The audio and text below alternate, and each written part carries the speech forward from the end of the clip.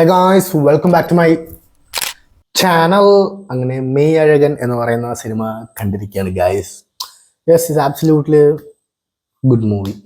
ഇത് പറയാനുള്ള കാരണം എനിക്ക് ഒരുപാട് പോർഷൻസ് ഈ സിനിമയിൽ ഇഷ്ടപ്പെട്ടു. എസ്പെഷ്യലി ആ സ്റ്റോറി എനിക്ക് കുറച്ചും കൂടെ ഇൻട്രസ്റ്റഡ് ആയി. അതിന് കാരണം ഇതിൻ്റെ മേക്കിംഗ് ആണ്.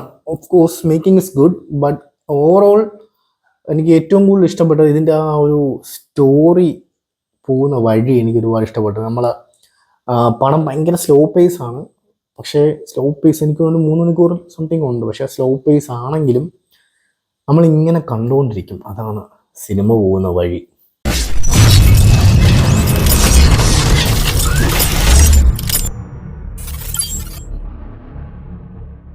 പടം directed by C Premkumar. Yes, obviously നമുക്ക് എല്ലാവരും അറിയാം 96-ലെ ഡയറക്ടറാണ്. നിങ്ങൾ ഒരിക്കലും 96 പ്രതീക്ഷിച്ച് റൊമാൻറ്റിക് മൂവിയിലൊന്നും പ്രതീക്ഷിച്ചൊന്നും നിങ്ങൾ പോകരുത്. ഒരു ഫ്രഷ് മൂവി ആയിട്ട് പോയി കണ്ടാൽ നിങ്ങൾക്ക് എന്തായാലും ഈ പടം ഇഷ്ടപ്പെടും. ഇതിൽ എടുത്തു പറയേണ്ട കാര്യം ഇതിലൊരു സോങ് ആണ് കേട്ടോ. ഞാൻ ബാക്കി കാര്യങ്ങൾക്ക് വരാം, പക്ഷേ ഈ സോങ് എടുത്തു പറഞ്ഞാൽ അത് കമൽഹാസൻ പാടിയൊരു പാട്ടുണ്ട്. Music by Govind Vasantha. But ആ സോങ് എനിക്ക് ഒരുപാട് ഇഷ്ടപ്പെട്ടു. കമൽഹാസൻ്റെ ആ പോർഷൻ വരുന്ന ഒരു സ്ഥലമുണ്ട്, എൻ്റെ അമ്മ അത് ഒരു രക്ഷയില്ല. അതൊരു ഗംഭീര സാധനം തന്നെയായിരുന്നു. സീനും കൂടെ വരുമ്പോൾ നമുക്ക് ഭയങ്കരമായിട്ടത് ഇമോഷണലി കണക്റ്റഡ് ആവും. അവിടെയാണ് ഇതിൻ്റെ കാര്യം. പടം നമുക്ക് ഇമോഷണലി കണക്റ്റ് ആവും. മെയിൻ ആക്ടേഴ്സ് വന്നിട്ട് കാർത്തിയും പിന്നെ അരവിന്ദ് സ്വാമിയാണ്. ദെൻ കാർത്തിയുടെ റോള് ഭയങ്കര കോമഡി ഫൺ ആണെങ്കിലും അത് ഇമോഷണലിയും ഭയങ്കരമായിട്ട് കാർത്തി അത് കിടിലമായിട്ട് പുൾ ഓഫ് ചെയ്തിട്ടുണ്ട്. അതിൽ നമുക്ക് എടുത്തു പറഞ്ഞ കാര്യം, അതിലൊരു വെള്ളമടിക്കുന്ന സീനുണ്ട് അരവിന്ദ് സ്വാമിയും ഇവർ തമ്മിൽ. അപ്പോൾ കാർത്തി എനിക്ക് തോന്നുന്നു ഒരു മാലയും കിട്ടി വന്നിരിക്കും. നമുക്ക് അസൽ കൈദിയിലൊരു ഫീൽ നമുക്ക് കിട്ടും അവിടെ. അല്ലെങ്കിൽ ആ കൈദിയിലൊരു ഓർമ്മ നമുക്ക് അവിടെ വരും. എനിക്ക് പെട്ടെന്ന് കൈദിയിലേക്കാണ് ഓർമ്മ വന്നത്. ആൻഡ് അരവിന്ദ് സ്വാമി കിട്ടില്ല പെർഫോമൻസ്. അരവിന്ദ് സ്വാമിയുടെ കണ്ണ് നിറയുന്നതും അതൊക്കെ നല്ല രസമുണ്ടായിരുന്നു കാണാൻ. നേരത്തെ ഒരു ഇതുവരെ കാണാത്തൊരു പെർഫോമൻസ് ആണ് അരവിന്ദ് സ്വാമി നമുക്കിതിൽ തന്നിട്ടുള്ളത്.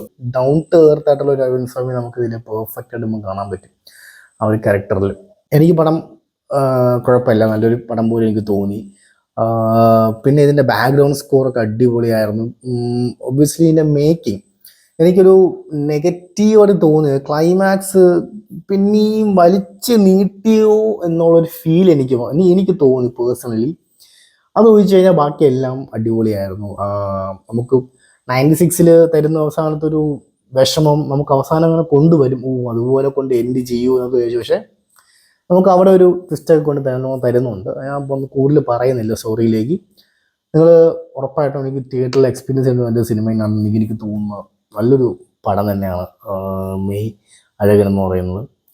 എനിക്ക് ഏറ്റവും കൂടുതൽ ഇഷ്ടപ്പെട്ടത് മെയിൻ കാർത്തിയുടെ പെർഫോമൻസ് തന്നെയാണ്. അരവിന്ദ് സ്വാമി മോശമൊന്നുമല്ല, എനിക്ക് പേഴ്സണലി കൂടുതൽ ഇഷ്ടപ്പെട്ടത് കാർത്തിയുടെ പെർഫോമൻസാണ്.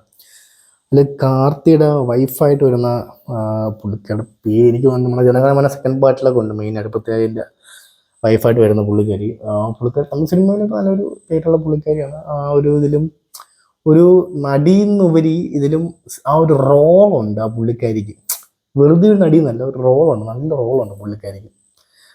കുറച്ച് ഉള്ളതിനും നല്ല രസമുണ്ടായിരുന്നു കണ്ടുകൊണ്ടിരിക്കാനായിട്ട് പുള്ളിക്കാരിയുടെ ആ റോള്. പിന്നെ ഇവർ തമ്മിലുള്ള ഒരു ലിങ്ക് എന്താണ്, ആ ലിങ്ക് ഒന്നും ഞാൻ പറയുന്നില്ല, പക്ഷെ നല്ലൊരു ലിങ്കാണ് ആക്ച്വലി. ആ ഫ്ലാഷ് ബാക്കിലൊക്കെ പോകും, നല്ല രസം. കുറേ പാസ്റ്റിൽ പോവും, വീണ്ടും തിരിച്ച് ഇങ്ങോട്ട് വരും, വീണ്ടും പാസ്റ്റിൽ പോവും. നല്ല രസമായിരുന്നു പടം കണ്ടുകൊണ്ടിരിക്കാനായിട്ട്. ഉറപ്പായിട്ടും മസ്റ്റ് ട്രൈ ഓൺ തിയേറ്ററാണ് കേട്ടോ പടം. ഒരു കാര്യം എപ്പോഴും പറയാം, സ്ലോ പേസ് പടമാണ്, പക്ഷേ ലാഗ് ഫീൽ ചെയ്യത്തില്ല. അതാണ് അതിൻ്റെ ഒരു ഹൈലൈറ്റ് എന്ന് വെച്ചാൽ. നല്ല രീതിയിൽ പോകും പടം.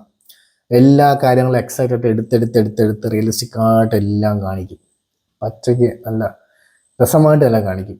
നല്ല രസം. എല്ലാം രാജ്കിരണുണ്ട്, എല്ലാവരുടെ പെർഫോമൻസും ഭയങ്കര. രാജ്കിറിൻ്റെ ചില സമയത്ത് കരയാൻ നേരത്ത് വേണ്ട എന്നൊക്കെ തോന്നിപ്പോവെങ്കിലും പക്ഷെ അതൊന്നും പടത്തിനെ ബാധിക്കത്തില്ല. അതാണ് എൻ്റെ പോയിന്റ്. ഇതിൻ്റെ സ്റ്റോറിയാണ് എനിക്ക് ഏറ്റവും കൂടുതൽ അട്രാക്റ്റ് ചെയ്തത്. കൂടുതലും വെൽ സ്റ്റോറി ആയിരുന്നു.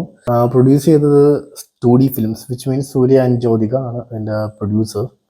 Very nice movie. നിങ്ങൾ തിയേറ്ററിൽ എക്സ്പീരിയൻസ് ചെയ്യേണ്ട സിനിമ നിങ്ങൾ ഉറപ്പായിട്ട് ഞാൻ പറയും, ഗോ വാച്ച് യുവർ സെൽഫ്.